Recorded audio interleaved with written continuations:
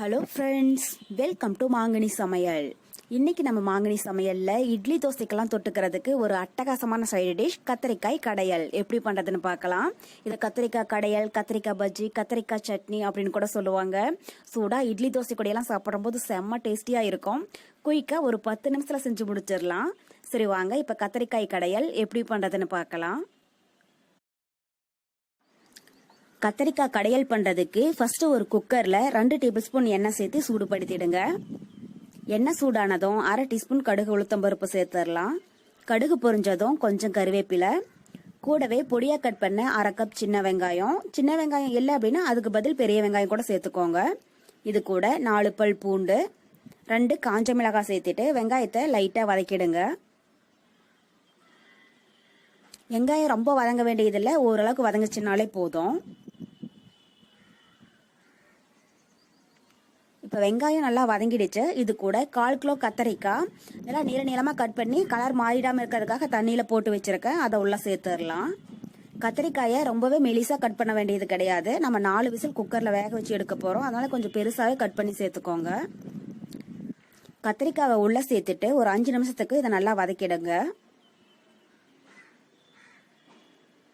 பாருங்க, இப்ப கத்திரிக்காய் நல்லா வதங்கி அதனுடைய தோல் எல்லாம் கலர் மாறிடுச்சு. இது கூட பெரிய சைஸ்ல நல்ல பழமா 3 தக்காளி கட் பண்ணி எடுத்து வச்சிருக்கேன். அதை உள்ள சேர்த்துடலாம். கூடவே மீடியம் சைஸ்ல ஒரு உருளைக்கிழங்கு தோலெல்லாம் நீக்கிட்டு கொஞ்சம் கட் பண்ணி எடுத்து வச்சிருக்கேன். அதையும் உள்ள சேர்த்துடலாம்.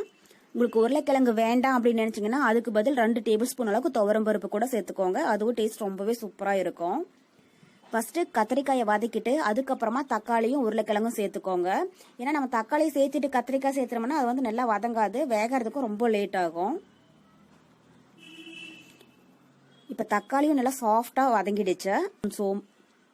இது கூட 1/4 டீஸ்பூன் சீரகம், 1/4 டீஸ்பூன் மஞ்சள் தூள், காரத்துக்கு 2 டீஸ்பூன் மிளகாய் தூள். நம்ம ஏற்கனவே வரமிளகாய் சேர்த்துருக்கிறதுனால மிளகாய் தூள் வந்து உங்க காரத்துக்கு தகுந்த அளவுக்கு சேர்த்துக்கோங்க. இது கூட தேவையான அளவு உப்பு. இதெல்லாம் சேர்த்துட்டு ஒரு டைம் நல்லா கலந்து விட்டுடுங்க. இந்த கத்திரிக்காய் பஜ்ஜி குயிக்கா ஒரு 10 நிமிஷத்துல செஞ்சிடலாம். சூடா இட்லி தோசை கூட எல்லாம் சாப்பிடும்போது ரொம்பவே சூப்பரா இருக்கும். இந்த அளவுக்கு லைட்டா கலந்ததுக்கு அப்புறமா கத்திரிக்காய் மூழ்கிற அளவுக்கு தண்ணி சேர்த்துடுங்க. நம்ம மீடியம் ஹீட்லயே 4 விசில் வேக வச்சு எடுக்க போறோம். அதனால கத்திரிக்காய் மூழ்கிற அளவுக்கு தண்ணி சேர்த்துட்டு ஒரு டைம் நல்லா கலந்து விட்டுட்டு உப்பு காரம் பார்த்துட்டு பத்தலைன்னா சேர்த்துக்கோங்க. இப்ப குக்கரோடைய மூடி போட்டு மூடி வச்சுட்டு மீடியம் ஹீட்ல 4 விசில் வேக வச்சுடுங்க. 4 விசில் வந்து ப்ரெஷர் ஃபுல்லா ரிலீஸ் ஆனதுக்கு அப்புறம் ஓபன் பண்ணி பார்க்கலாம். இருக்கட்டும். இப்ப 4 விசில் வந்து ப்ரெஷர் ஃபுல்லா ரிலீஸ் ஆயிடுச்சு. மூடி ஓபன் பண்ணி பார்க்கலாம். பாருங்க, கத்திரிக்காய், உருளைக்கிழங்கு, தக்காளி இதெல்லாம் நல்லா சாஃப்டா வெந்து வந்திருக்கு. ஒரு மத்து இல்லைன்னா இது மாதிரி மேஷர் வச்சு நல்லா மடிச்சு விட்டுக்கோங்க.